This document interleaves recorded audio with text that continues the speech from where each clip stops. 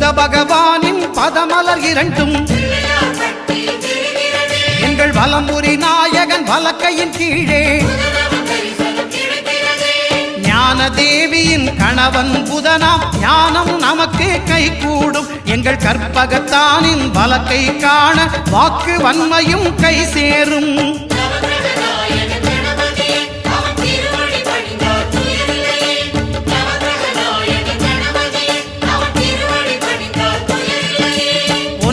கோளும் ஒன்றாய் காண